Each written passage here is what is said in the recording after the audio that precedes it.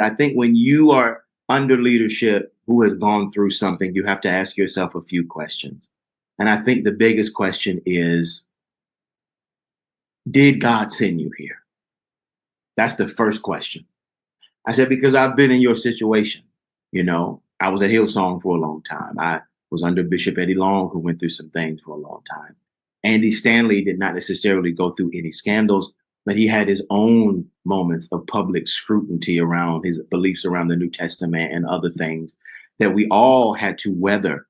I said, and so what has helped me, I can only speak from experience, is whether it be staying longer than others have stayed, whether it be staying when others are leaving, or whether it just be deciding I need to pivot or do this.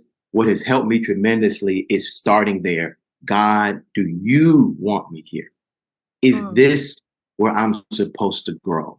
Is this my leader? Is this the man or woman of God that you have assigned to my life to strategically and specifically help me become everything that God has called me to be? I say this to our congregation all the time, and I've said this to congregations around the country and around the globe, that I believe, the church in itself, when we think about the book of Acts, and we think about Ephesians and Colossians and Galatians and Corinthians and all of these different cities that now had churches that were established within them, you understand that all of them together, they're one church, right? So when you think about the entire church and all of it's 44,000 Black churches alone, just Black churches in the U.S. So we're not talking about white churches, multi-ethnic, Hispanic, but just 44,000 alone.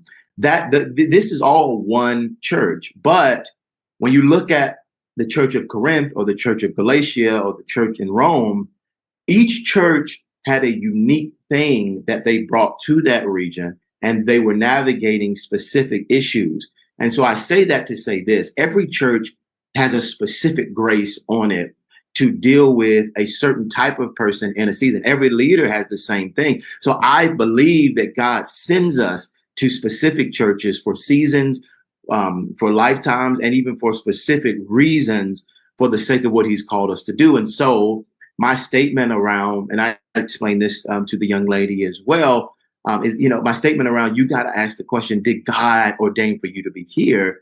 That question is rooted in the fact that there's something on the inside of you that is connected to either myself, to Dr. Bernard, or to this ministry that will become realized here. And if the Lord said yes, then he will work everything else out. And that'll give you the ability to push past the naysayers, or push past the criticism, or push past even some of the doubts, and lean into, okay, God, what are you doing? And the second question I told her was this. So one, did God say, that this is where you're supposed to be? After you've settled the God issue, the second question is, do you actually believe in this leader? And that this leader is actually going in the right direction, pursuing the right things, and can be trusted.